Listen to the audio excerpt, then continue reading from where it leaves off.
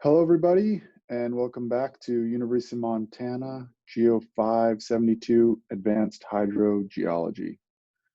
Today, we're going to be continuing our discussion of solute transport, and we have a very exciting day because we get to derive the advection-dispersion equation and then talk about some simple solutions to the advection-dispersion equation and think a little bit about solute transport driven by both advection and dispersion.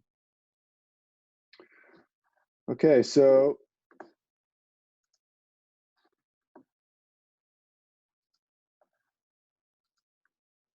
let's get into to the derivation of the advection-dispersion equation. And we're going to start off by, as with basically all our derivations so far, we will consider our very special R representative elementary volume, REV, of porous media. Let me draw this better.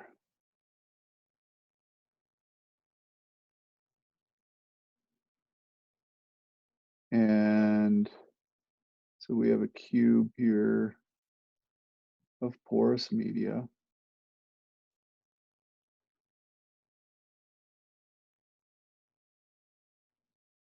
And we've got grains of sediment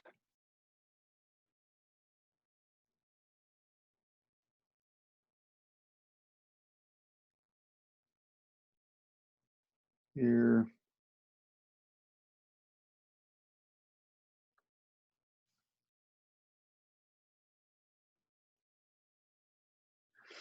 And we have pore space, all right? And remember our chunk here has dimensions, delta X, delta Y, and delta Z. All right, and we're gonna, of course, use conservation of mass that says the change in mass in our, the change in mass of solute. Now here we're gonna be interested in the mass of solute. So we're gonna say the change in mass of solute is equal to the difference between the flux of solute in minus the flux of solute out. So change in solute,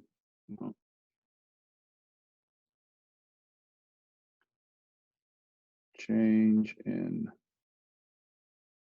solute mass is equal to the flux in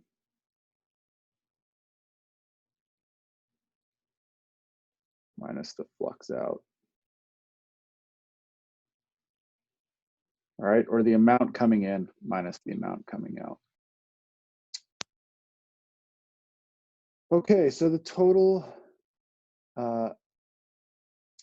we're gonna consider now two fluxes.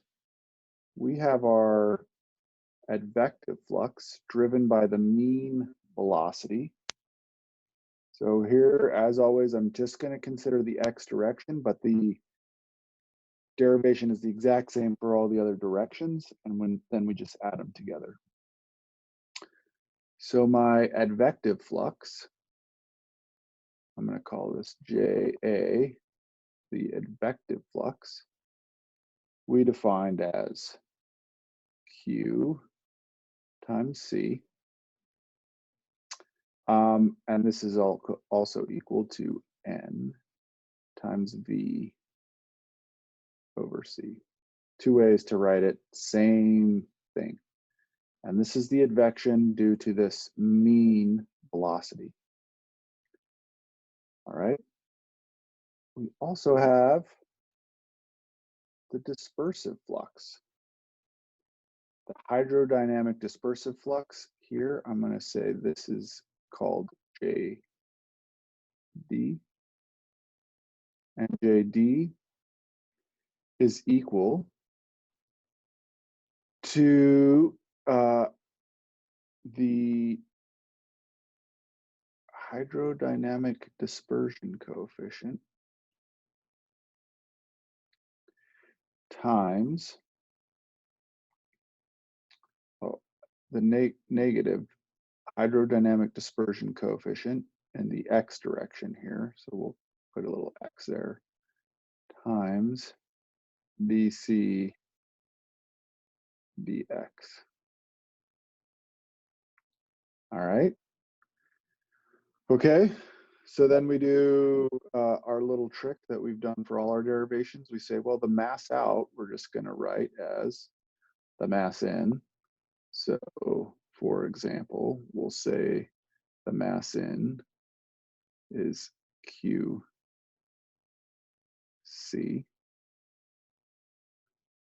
plus DQC dx. And I'll put a little parentheses here, times delta x. All right, so that's J A out, and that's equal to this guy. All right, and the advective flux, or sorry, dispersive flux, so J D out is equal to what the dispersive flux in, negative dHx times dC dx, or sorry, plus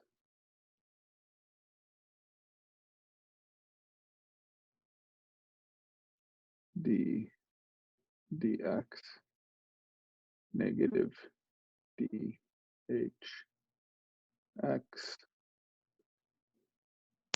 dc dx times delta x.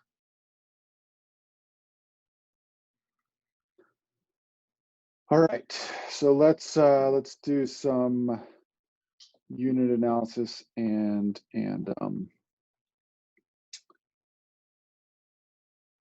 sum the fluxes in minus the fluxes out and think about the change in solute mass. So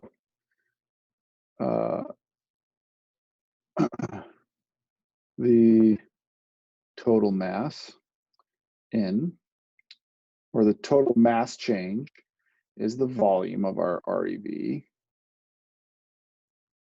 delta x, delta y, delta z. All right, occupied by fluid, so we're going to add the porosity, times dc dt.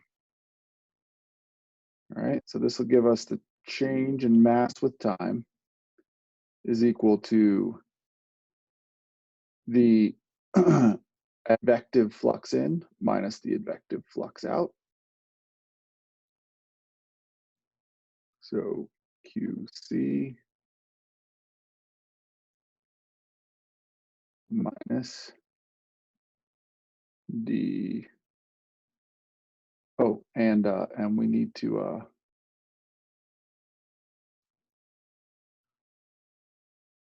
remember here that now the total mass coming in here is the flux times the area. So we got to add our area, delta y, delta z, minus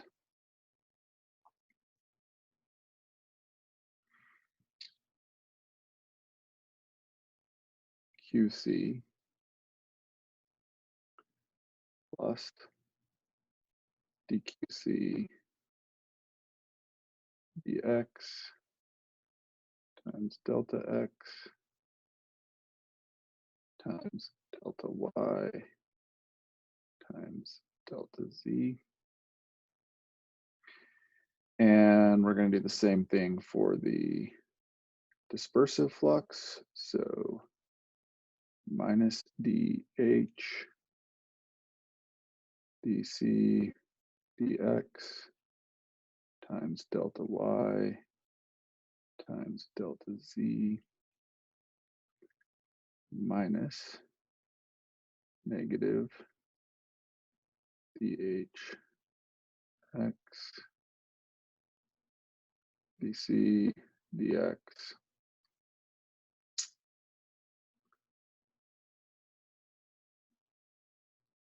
plus d dx minus dH x. Put a bar here so we don't confuse people. dC dx times delta x, and all of this stuff here multiplied by delta y, delta z. Okay, so if you go through and do the algebra here, this term will cancel out, this term will cancel out, these guys cancel out, this term will cancel out, this term will cancel out, and these guys will cancel out. And you end up with, when these guys cancel out, you end up with, oh, I forgot something. You guys are gonna kill me. Let's get rid of all the cancellations.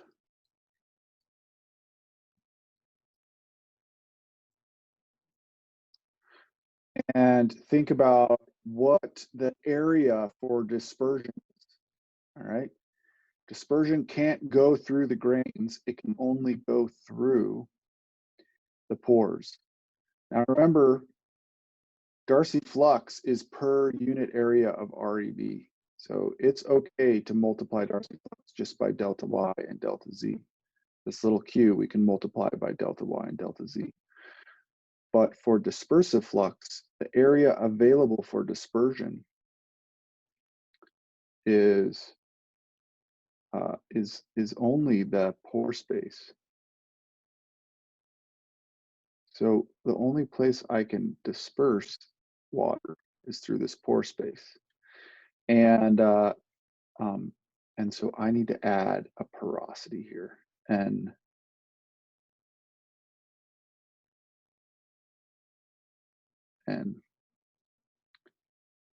okay. So then when I go through here, I will get that delta xyz will cancel. This term will go away. This will go away, and this will go away. This will go away.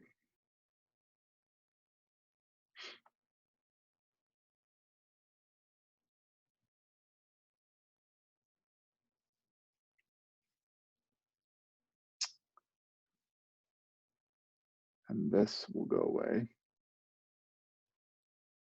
And delta xyz will go away.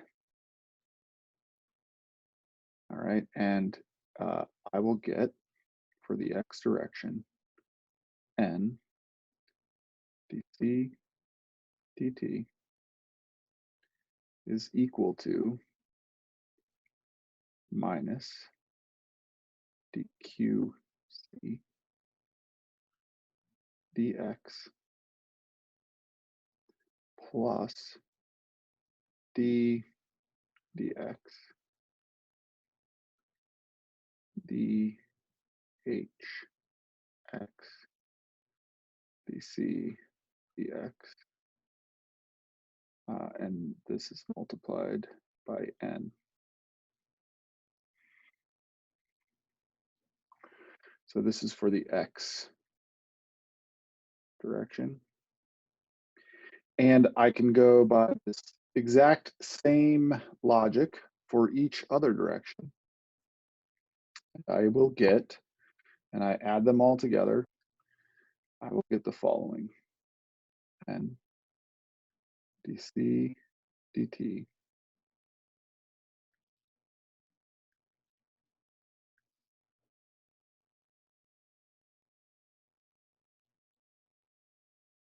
is equal to negative dqc dx minus dqc dy. I better put bars here, minus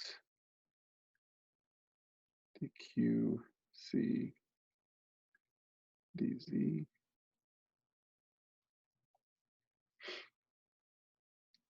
plus,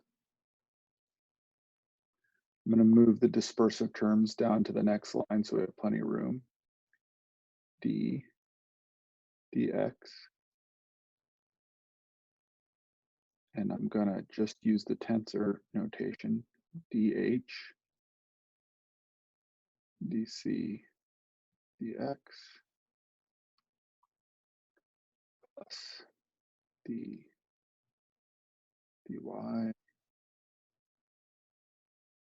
dh dc dy plus d dz dh dc dz. And this here is the advection-dispersion equation. This set of terms up here describe the advective fluxes in and out of our REV. And this set of terms down here are the dispersive fluxes.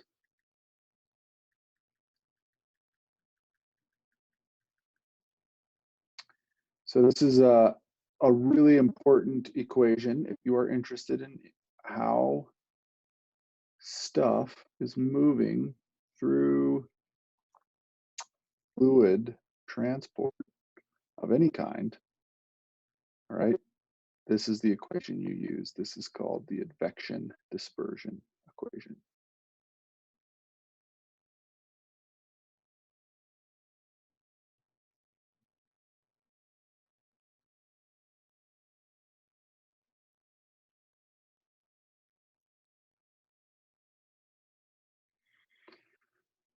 I can write this in a more compact notation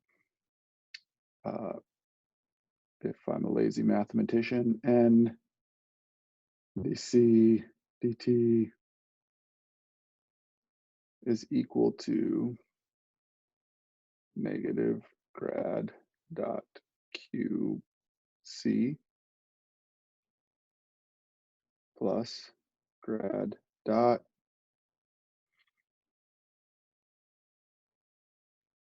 dh grad c.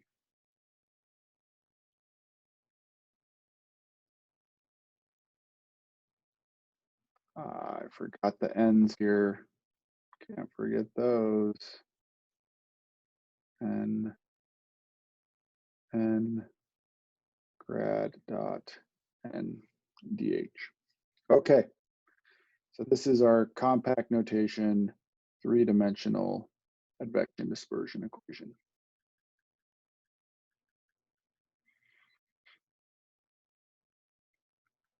And the equation that we're going to work with here for a little while. Okay, so I want to play around a little bit with the advection-dispersion equation and talk about one of our solutions for the advection-dispersion equation. But first of all, let's discuss the advection-dispersion equation a bit here. It represents solute transport. So this is this change in concentration with time, all right? And it is a function of the advective flux, so the mean groundwater flow. So this Q here, this is our advection. This is our mean groundwater flow. So this is groundwater flow. That's a G, not a Q. All right. And this set of terms over here, this is our dispersion terms.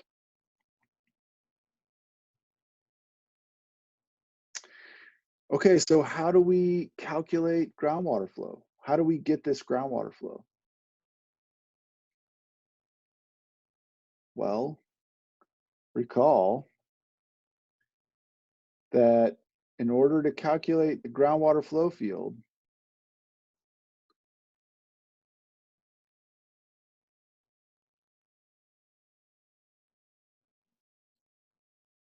we have to solve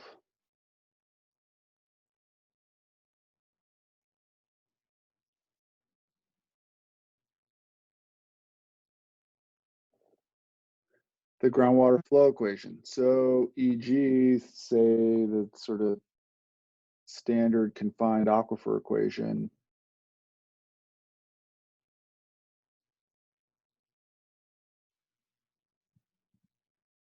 So our groundwater flow comes from our solution to this equation.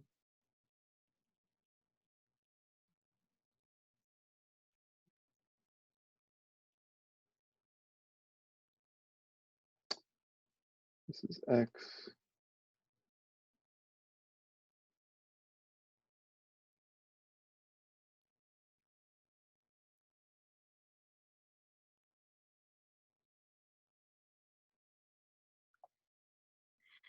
All right, this is our general solution to this.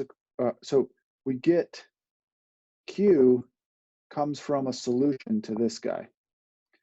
So we have one partial differential equation, but it is subject to the solution of a second partial differential equation.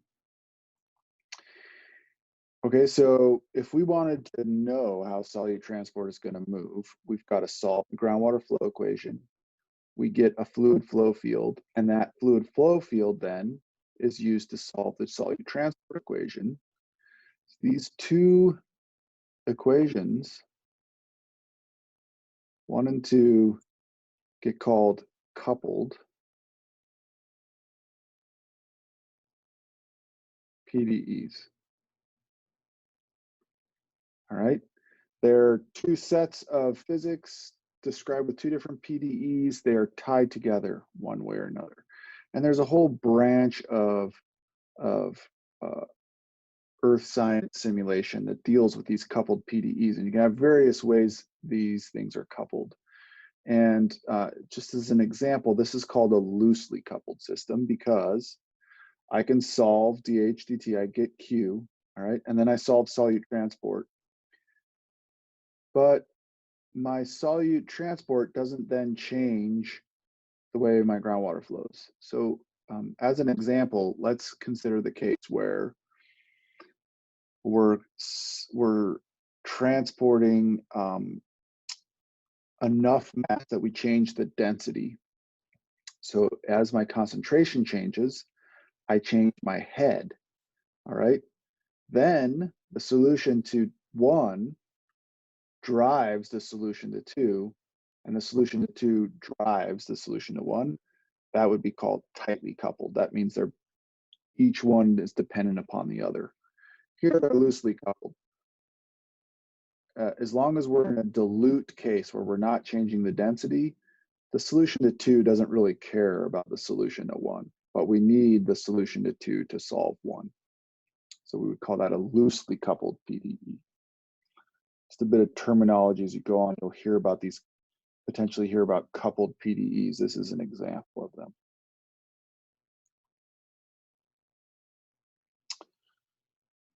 Okay.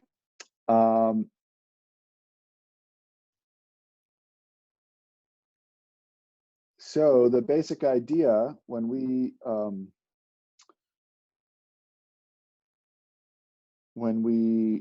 try to solve for solute transport, we're going to solve the groundwater flow equation to get Q,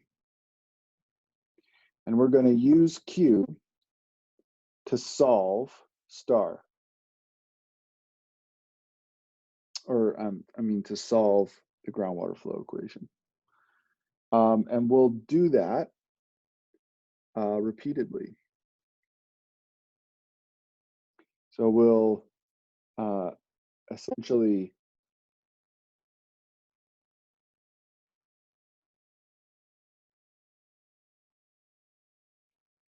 keep solving for the groundwater flow field, update our concentration field, resolve the groundwater flow field, update the concentration field.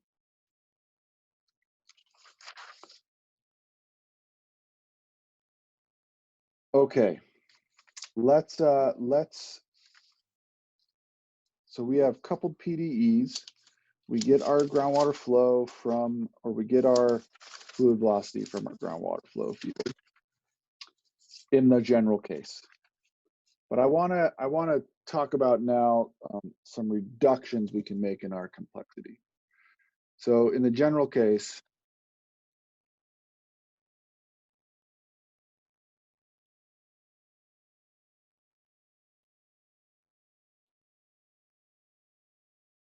step 1, we solve equation 2, and we get our Q as a function of position and time.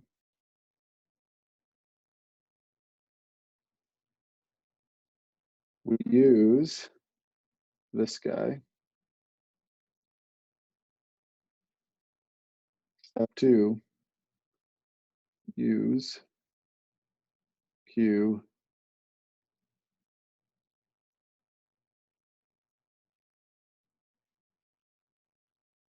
to solve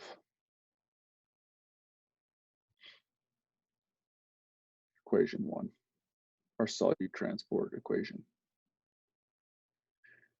And as we simulate this, our final project, that's what we're going to do. We will use mod flow to get our groundwater flow vectors, and then we'll use another code that will read in those groundwater flow vectors and solve the solute transport part of the equation. But let's before we go there, let's do some simplifications. So let's consider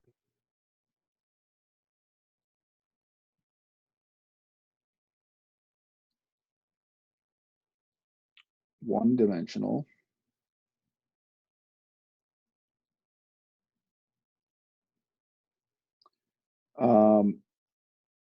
in the x direction with constant fluid velocity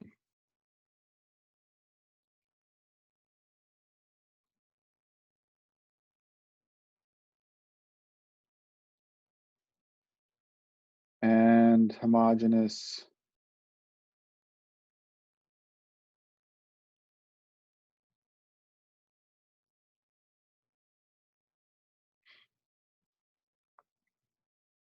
dispersivity or dispersion dx. Okay, so when we do that, let's look at what happens to our PDE. So first of all, let's start off with our general case, but just in the x direction. So n dc dt is equal to minus qc dx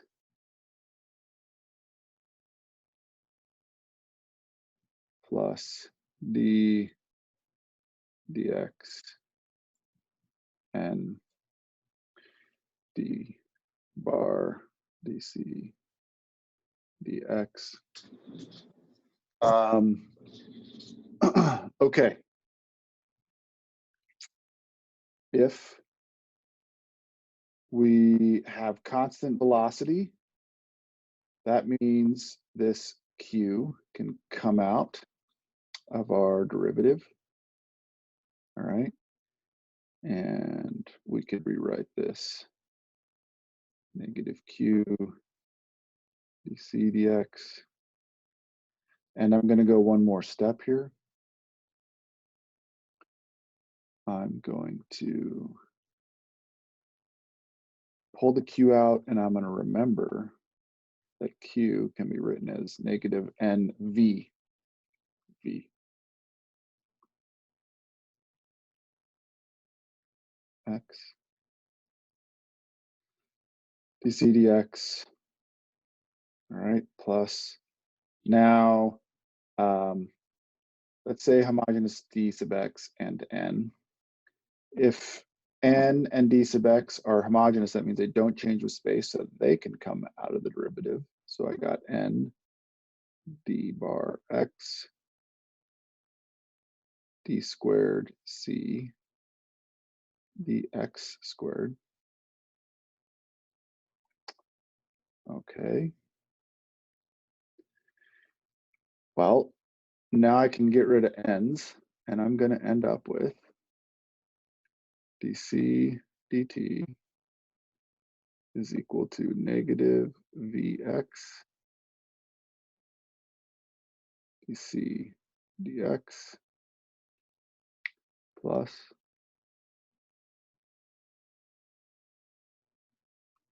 dispersion coefficient d squared c dx squared. All right, so this is my simplified PDE. In the case where I have one-dimensional flow with constant fluid velocity and homogeneous dispersivity and porosity. This guy right here. This is my PDE. Now,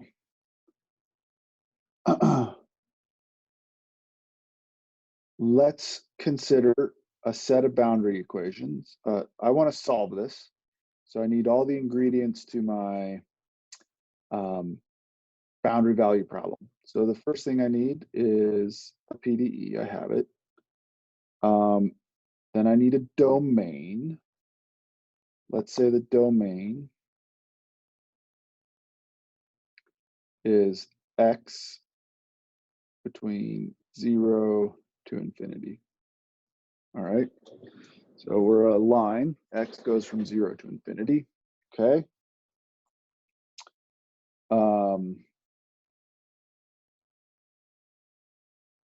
Now we need initial conditions.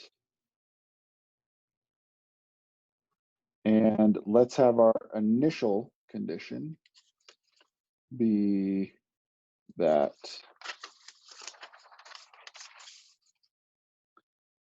the concentration for all x at time 0 is equal to 0. Okay.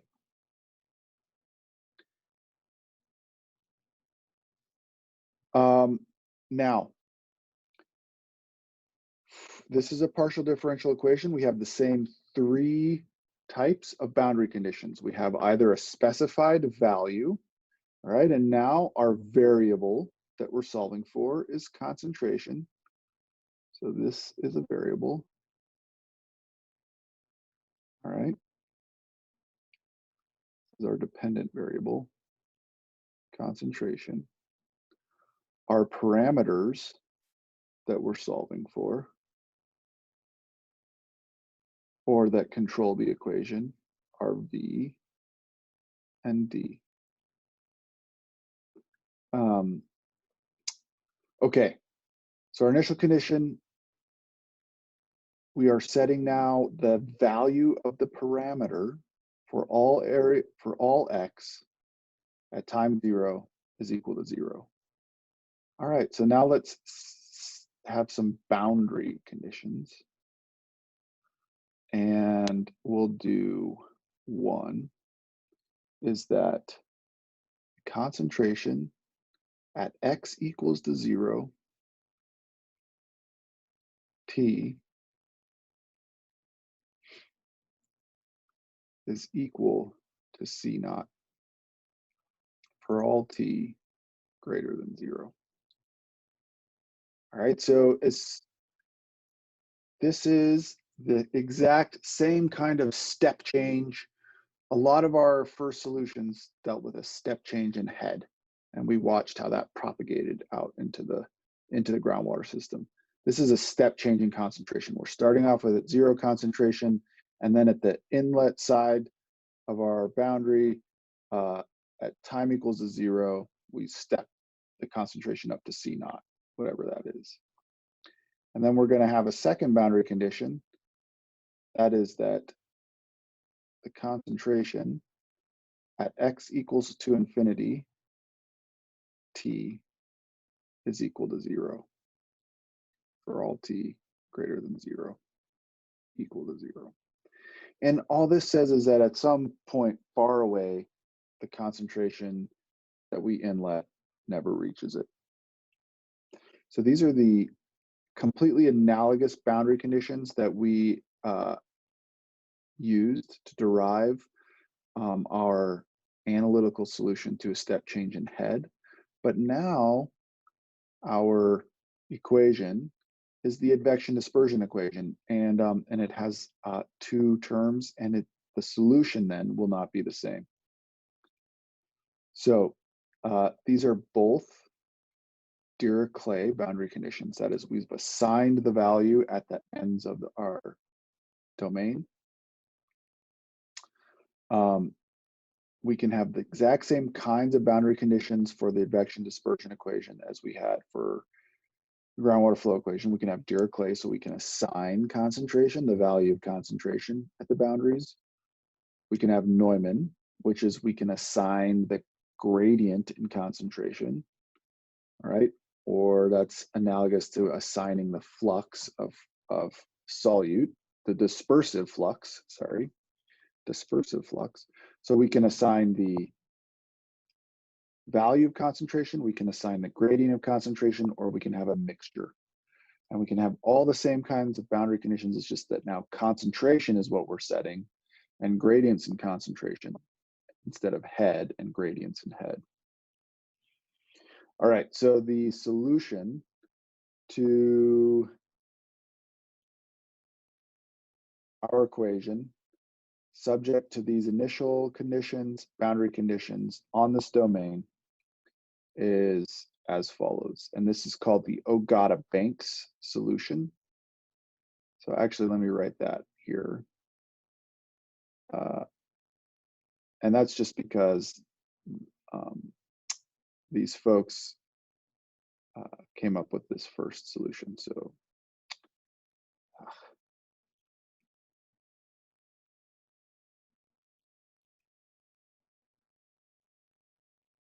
Ogata-Banks solution.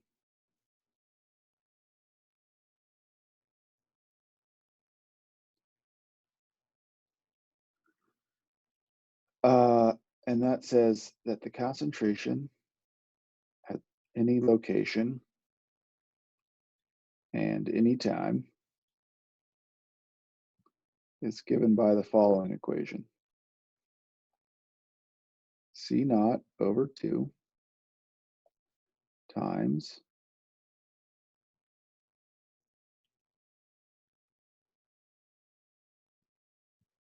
ERF-C x minus Bxt over 2 square root dLt.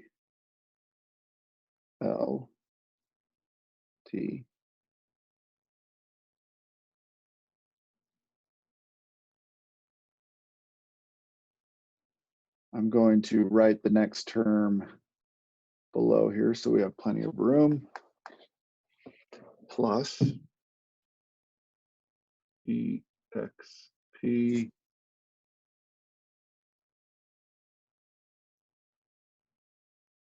dx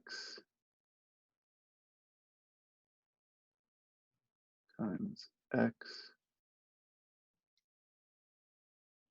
d bar L perf C x plus b x t over 2 square root d bar L t. All right, so this is the solution. And so for any x, I can put an x in here, and for any t, I can put a t in here, and I can calculate the concentration. So d bar L is my longitudinal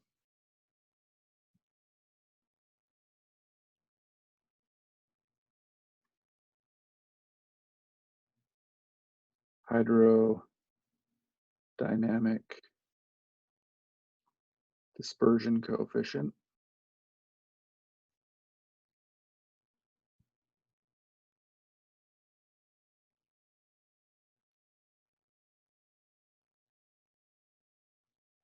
And here that would be given by alpha L Vx plus dd.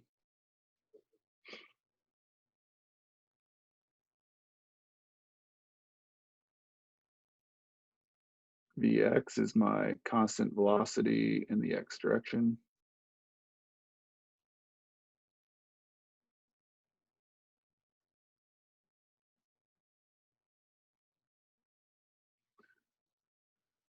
And all the other parameters are self-explanatory. So the Ogata-Banks solution allows us to solve for the concentration at any place in time. So let me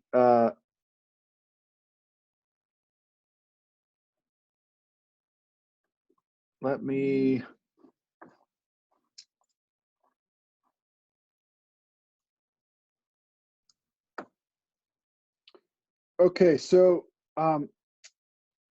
let me show you guys some results briefly from the Ogata-Banks.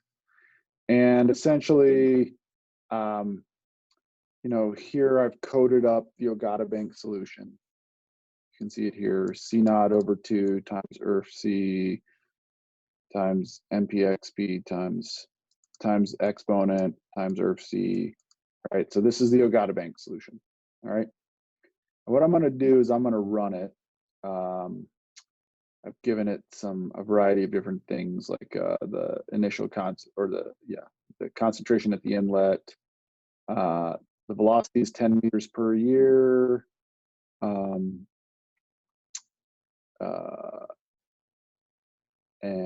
the diffusion coefficient is 1 times 10 to the minus 9 meters per second. Okay, so here's what we're going to do.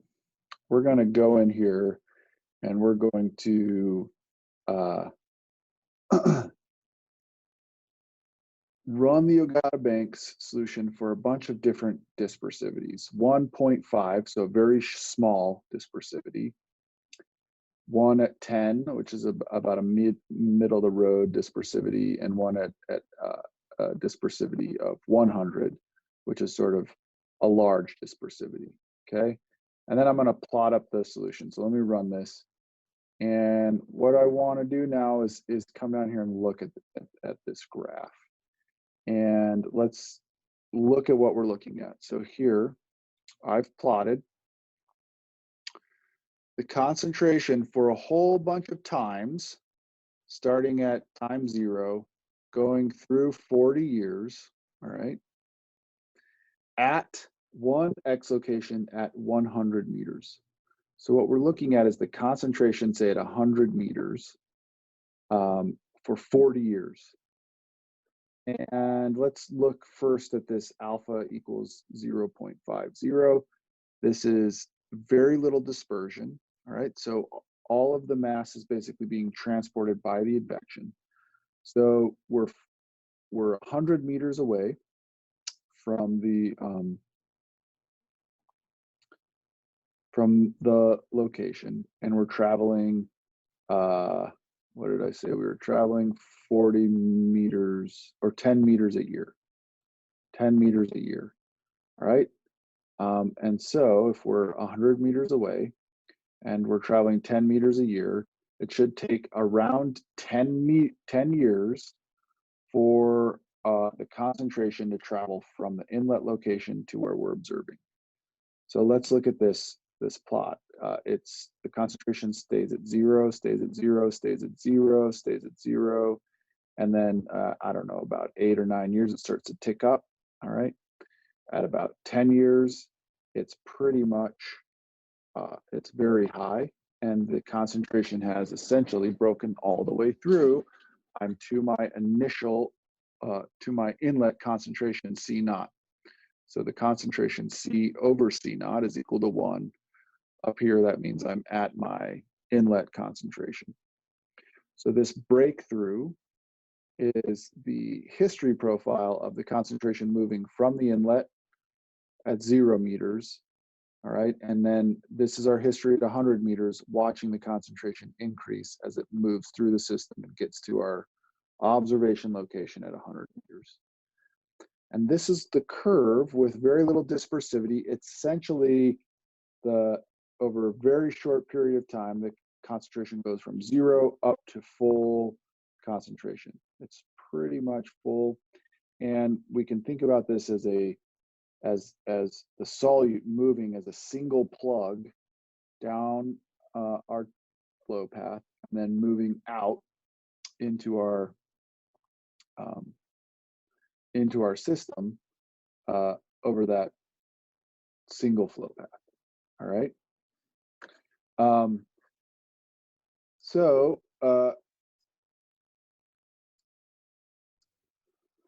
Okay, so this is a low dispersivity. We can think about it as a plug moving. The concentration jumps up very rapidly. It looks very close to what our inlet concentration would look like. It would have been at 0 for a long time, and then just jumped right up to C naught and instantaneously. And that's basically what we're seeing in our breakthrough curve at 100 meters when our dispersivity is low.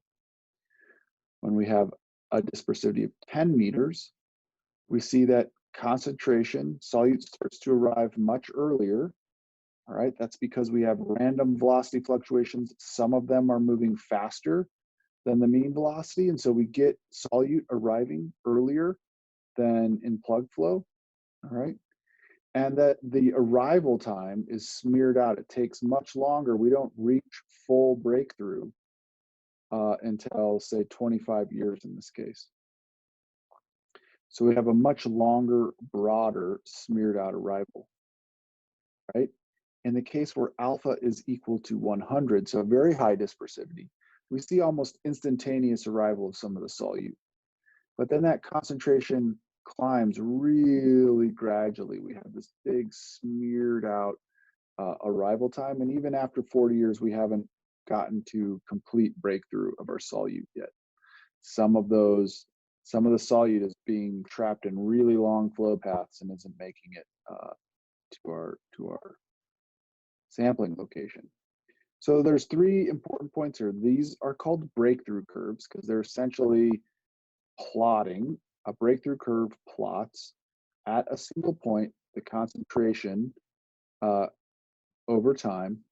And you can think about it as this inlet concentration, watching it break through all the way to our inlet concentration. All right, and so we have 3 curves here, and they show the effects of dispersion versus advection.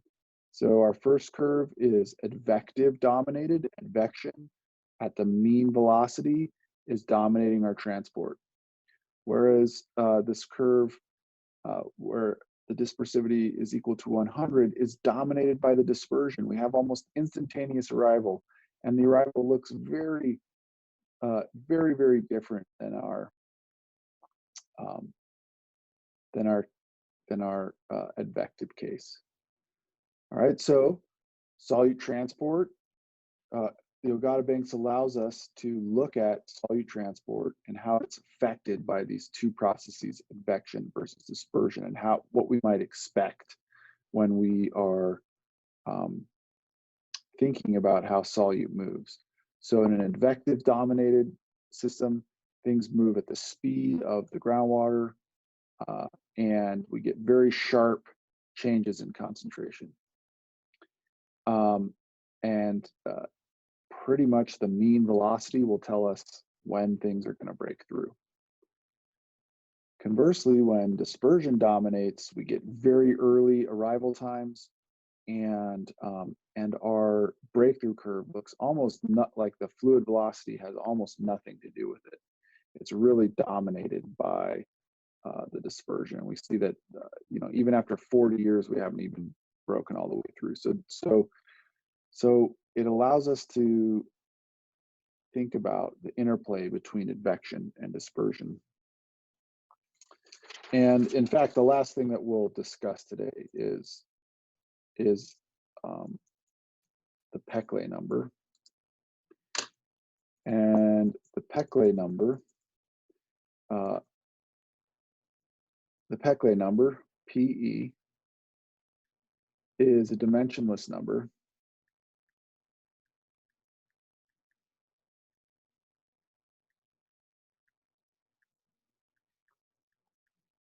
which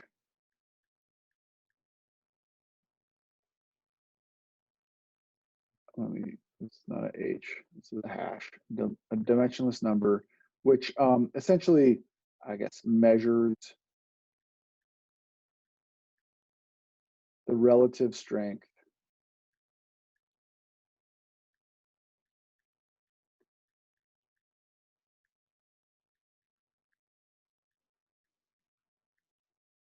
of advection versus dispersion or diffusion. So we write these Peclet numbers either for dispersion or diffusion. We're going to focus today just on dispersion. So an example of a Peclet number is this. So here's our PE is equal to the velocity times some characteristic transport length, we're going to talk about that here in a sec, over the dispersion, hydrodynamic dispersion coefficient in some direction that we're interested in. So most of the time, this is going to be our longitudinal hydrodynamic dispersion coefficient. All right, so let's recall that the dispersion coefficient had units of meters squared per second. All right, so let's make sure our units work out. So this is length. Let's not put it in any SI. Let's just say that the unit here was length squared per time. All right, for dispersion. Well, velocity is length over time, and length as a unit length. So we have length squared over time over length squared over time. We see these cancel out, so we know we're dimensionless. All right. The top here, the top term, is the advective term. All right, this is the strength of advection. And the bottom term is the dispersion term, and it measures the strength of dispersion.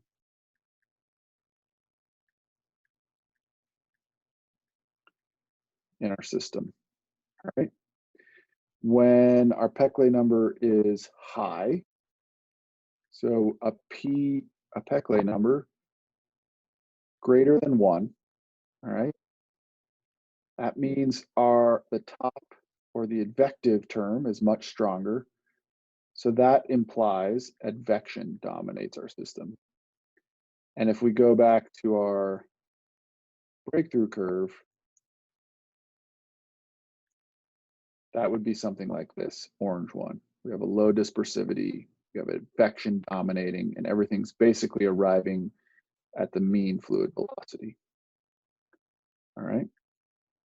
When our PE is less than 1, that means our dispersive term is dominating. And so dispersion dominates. And that would be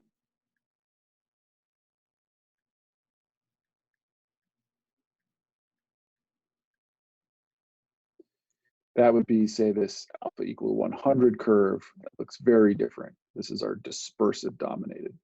So this curve, we would expect the Peclet number to be high, and this curve, we would expect the Peclet number to be low.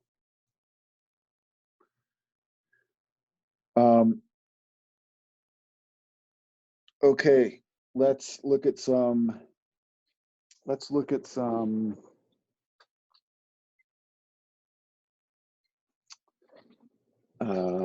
qualities of the Peclet number, or some insights that the Peclet number can give us.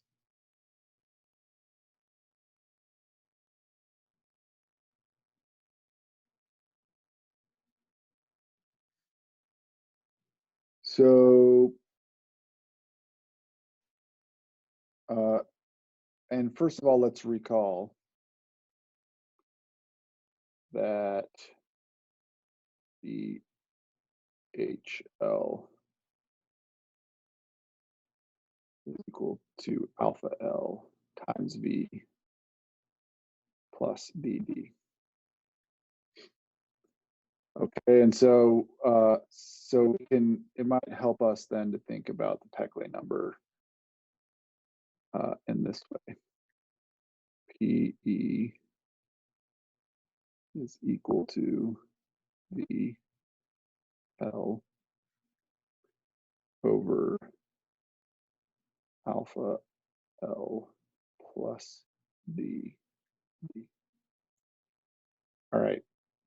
So when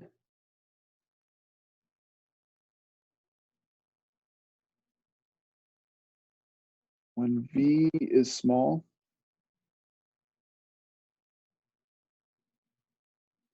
all right, that means the Peclet number, the top is very small. All right, this is alpha V. All right, this guy will be very small, but this diffusion will always be there. So when V is really small, my Peclet number gets small. All right, diffusion dominates. So when V is small, our Peclet number is low and diffusion dominates.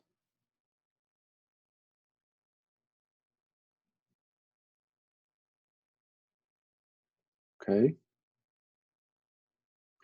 And what this, all right.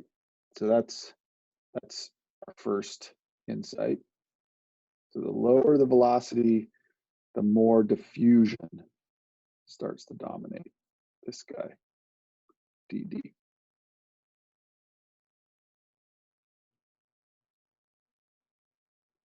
Okay. When L is small, all right, so this is the transport length. So when we're interested in lengths that are very small, our Peclet number, even as if we have a reasonable velocity, the smaller the transport length, the lower the Peclet number gets. So PE is low. And that means whatever it is, it could be dispersion or diffusion,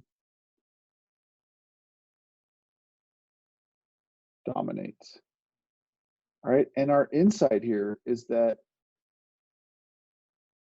dispersion is more important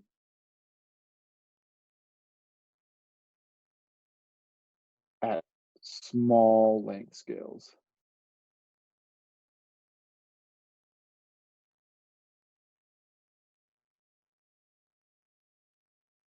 Conversely, as L gets bigger here, our Peclet number goes up. So the longer the transport length, the more important advection is, all right? So the opposite is true here. Dispersion is more important at small length scales. Advection is more important.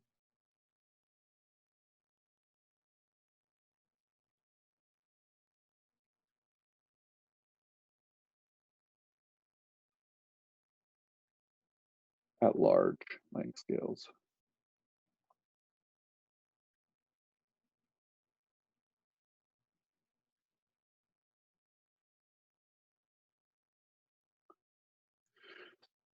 Okay. Final bit of insight, and then we'll call it quits for today.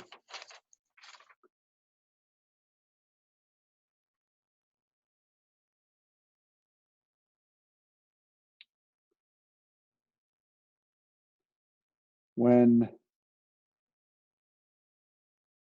V is, much greater than 0,